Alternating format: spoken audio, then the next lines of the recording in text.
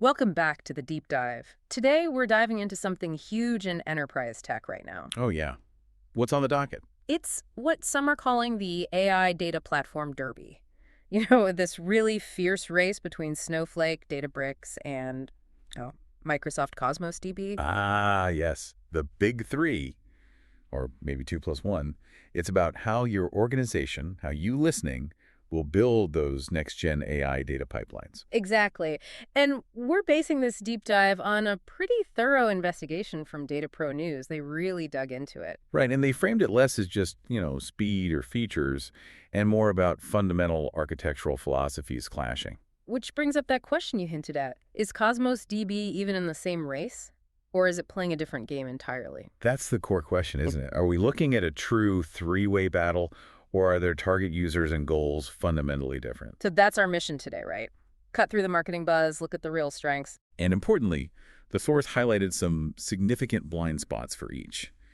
We need to figure out which philosophy, which platform actually fits your organization's needs, your DNA. Okay, let's unpack this. Starting with those core philosophies, the source breaks it down into three distinct approaches. Right. Three different ways of thinking about the problem.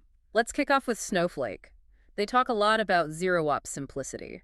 What does that actually mean in practice? Is it just hiding the messy parts? Kind of, yeah. It's about abstracting away the infrastructure complexity.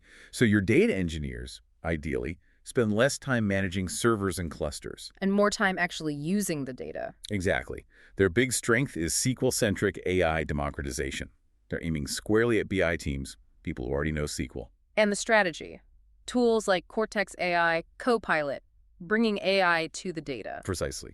Keep it all inside the Snowflake perimeter, make AI accessible without needing, a huge team of distributed systems experts. Okay, so that's Snowflake. Simplicity, SQL first. Now, total opposite end, seemingly, Databricks. Their mantra is Open Lakehouse AI. Yeah, completely different vibe. Databricks is really for the, let's say, seasoned data scientist or organizations that demand maximum control. Built on open source, like Spark. Exactly. Apache Spark, Delta Lake, those are the foundations. Their strength is giving you that end-to-end control over the whole machine learning lifecycle, MLOps. So the target user here is definitely more technical, Python, Spark. Definitely. Someone who values flexibility, maybe even over that ZeroOps simplicity Snowflake offers. Which brings us to the third player, Cosmos DB, which, as we said, feels different. It really does. Because Cosmos DB isn't trying to be your all-in-one data warehouse and data lake and AI platform. Its focus is operational excellence. Right. Think high-performance, super low latency, global distribution. It's built as a backbone for applications. So the target user is more the application developer. Absolutely. And its strategy isn't about containing the AI within the database. It's about seamless integration with the wider Azure AI ecosystem. The intelligence is usually external. So less about enterprise analytics, more about powering real-time apps. You got it. High-speed operational data. Okay, so if developer mindshare is the prize, then the real test is how usable these platforms make AI, right? Without just, dumbing it down completely. That's the crux of it. Yeah. And the source really zeroed in on the AI assistants as a key battleground. The assistant wars. Snowflake's got Copilot and Cortex Analyst. The promise sounds amazing, right? SQL from plain English. It sounds like magic. Generate production code from a prompt. Who wouldn't want that? But there's always a but, isn't there?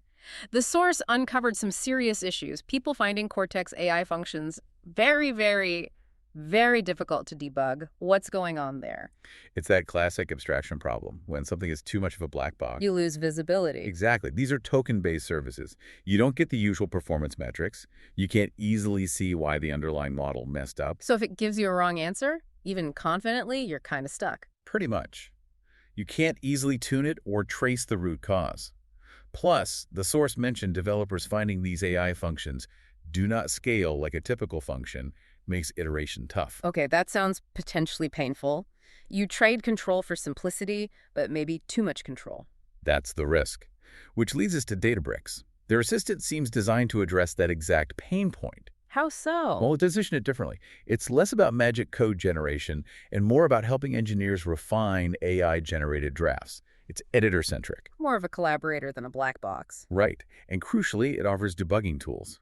If a pipeline fails, you can click Diagnose Error for automated help, or use commands like optimize for performance tuning. They're acknowledging that their users, the data scientists, will absolutely demand that deeper level of control and visibility. Precisely. They know their audience. And then back to Cosmos DB, no native assistant inside the database itself. Nope. The intelligence is external. You use Azure AI services. Developers leverage frameworks like LangChain or semantic kernel to build the AI logic. And Cosmos DB just acts as that super fast, reliable data store underneath. Exactly. It plugs into the intelligence. It doesn't try to be the intelligence. Reinforces that operational high-performance focus. Integration is key. Here's where it gets really interesting. Let's talk pipelines, automation, ingestion, transformation, orchestration, the whole shebang. Yeah, this is where the rubber meets the road. All three are pushing hard to offer native solutions, trying to get rid of those messy, fragmented tool chains everyone hates. So Snowflake's approach, they've got Openflow. What is that? It's based on Apache NiFi, which is a pretty established data flow tool. Openflow gives you a visual drag-and-drop interface for ingestion. And then they tie that together with native orchestration using tasks. Right. The goal is a completely self-contained, native pipeline solution within Snowflake.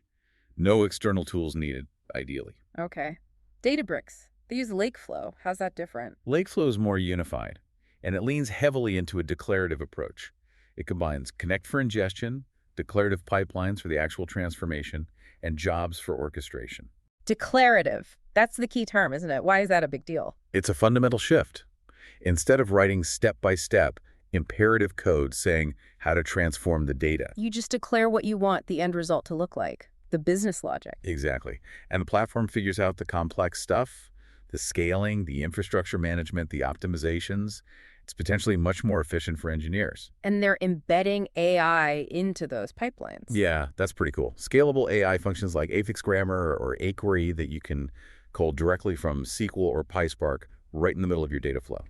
Okay, interesting. Now, Cosmos DB, it relies more on the broader Azure ecosystem, right? It does. For orchestration, you typically use Azure Data Factory, but their really unique feature is Synapse Link. Synapse Link, that's the no ETL thing. Explain that. Why is that valuable? It lets you run analytical queries on your live operational Cosmos DB data without having to do a separate ETL step.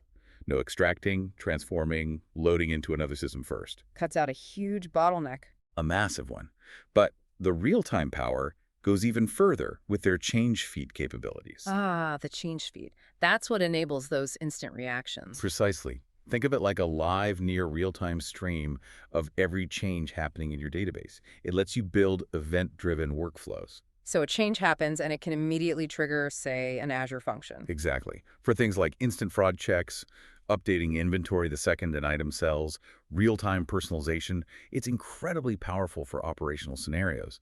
Databricks has structured streaming, but the Cosmos DB change feed is purpose-built for this low-latency, event-driven stuff. Okay, this all sounds great. Speed, automation, AI, but there have to be catches, hidden costs, operational headaches. Oh, absolutely. The source was pretty clear on this. This new wave of AI-powered automation brings new complexities. And for you listening, these are the trade-offs you have to consider. Let's talk cost first. Unpredictability seems like a big theme. Snowflake. Yeah, their token-based billing for the AI services, like Cortex. The report cited developers finding they were burning credits like no one's business, especially during development. Because you're doing lots of trial and error with LLMs. Exactly. And those token costs can spiral really fast if you're not careful. It's hard to budget for. Okay, what about Databricks? They use a DBU model. What's a DBU? DBU is a Databricks unit. It's basically a measure of processing power tied to their Spark clusters. It is generally more predictable than tokens. But optimizing Spark jobs to minimize DBU consumption requires serious and often expensive Spark expertise.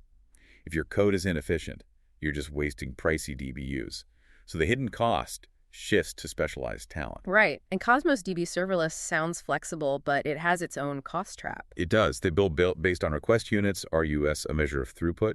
Serverless gives flexibility, but if you don't get your database design right, specifically your partition key strategy, Your costs can explode. exploder. Runaway RU consumption is a real risk if you don't have deep operational database knowledge, which, frankly, a lot of traditional data engineering or analytics teams might lack. This ties right back to that debugging paradox we mentioned earlier. It really does. Snowflake abstracts things away, gives you simplicity, but hides the internal metrics you need, when things go wrong with those black box AI services, Whereas Databricks gives you more transparency, more control. but requires you or your team to understand the complexities of distributed systems like Spark to actually use that control effectively. It's that fundamental trade-off. Yeah. Abstraction versus control. Which directly impacts the skills gap, doesn't it? What kind of people do you need? Absolutely. Snowflake leverages your existing SQL folks, which is great until you hit the limits of the black box and need deeper troubleshooting skills. Databricks demands those high-priced Python and Spark engineers. And Cosmos DB needs people who really understand operational database design, partitioning, RU optimization,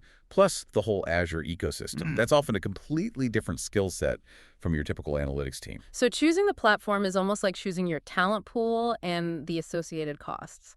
You're essentially choosing which expensive specialization you're going to invest in. Okay, one more critical area. Governance.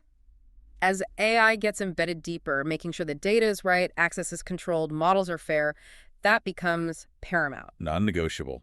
And all three are tackling this, again, in slightly different ways. Snowflake has Snowflake Horizon for the basics, like access control, masking. Right, the standard governance stuff. Yeah. But they've added Cortex Guard specifically for the AI outputs. It tries to filter out harmful or biased responses from their AI services. It's trying to be comprehensive, keep it all governed within Snowflake. Databricks. Their story seems centered on Unity Catalog. Unity Catalog is positioned as the central nervous system for all data and AI assets on Databricks. It's crucial for MLOs, tracking model versions, managing feature stores, automatically tracing data lineage from source to model prediction. Governance baked into the MLOps workflow. Exactly. For Cosmos DB, because it's part of the broader Azure ecosystem. You have to stitch governance together across different services. Pretty much. You'd rely heavily on tools like Microsoft Purview, which provides that centralized catalog and lineage tracking across Azure, connecting the dots between Cosmos DB and other services like Azure ML or Data Factory. Okay, so different approaches to governance. But maybe the most fascinating thing the source pointed out wasn't a specific feature, but this overarching trend. Convergence. Yes, that felt like the biggest takeaway, architecturally speaking. They're all moving towards the middle ground. How so? Well, Snowflake, traditionally a data warehouse, is aggressively adding data lake capabilities, making it easier to handle unstructured data, Python workloads. And Databricks, born from the data lake and Spark world, is adding serious data warehouse performance features, trying to match Snowflake on SQL query speed. Exactly. And Microsoft is pushing Fabric as this unifying layer over all its analytics services, trying to bridge the operational side, like Cosmos DB, with the analytical side. So the lines are blurring. Everyone's trying to become a more unified, all-in-one platform. That's the clear direction, moving away from needing dozens of separate, specialized tools. So what does this all mean if you're listening and you have to make a decision? What's the bottom line? The bottom line, and the source material really backs this up, is that there's no single winner. It's completely context dependent. It depends entirely on your organization, your skills, your immediate needs. Absolutely. So the verdict boils down to this. Snowflake wins if Yeah. you're primarily BI focused, you have a strong SQL culture already, and that ZeroOps simplicity is a major priority. It makes AI accessible for that audience. Right. Databricks wins if you're building complex end-to-end AI applications, you need maximum flexibility and control over the ML lifecycle, and you have, or can invest in, those Python and Spark skills. And Cosmos DB wins if you're building applications, not primarily running analytics. If you need that global scale, sub-second latency, real-time operational edge, and you're already invested in the Azure ecosystem. It's about matching the philosophy to your needs. This AI revolution is forcing massive changes, pushing these platforms to converge architecturally, even if their core philosophies and target users remain distinct. Success really comes down to understanding those philosophies, those trade-offs, and critically aligning the platform choice with the skills you actually have or can realistically acquire. Because if you don't, those hidden costs, those debugging nightmares we talked about, they'll sink your AI initiatives fast. So here's a final thought to chew on. Since they are all converging architecturally, Snowflake adding lake features, Databricks adding warehouse speed, does the platform name start to matter less over time? That's the provocative question, isn't it? If the architectures look more similar in a few years, maybe the real differentiator isn't the logo, but the underlying specialized knowledge you still need. Whether it's mastering Spark optimization on Databricks, navigating black box debugging on Snowflake, or optimizing partition keys on Cosmos DB, It seems like deep, expensive expertise remains critical, regardless of the platform's convergence. Something definitely worth considering as you plan that next big infrastructure move.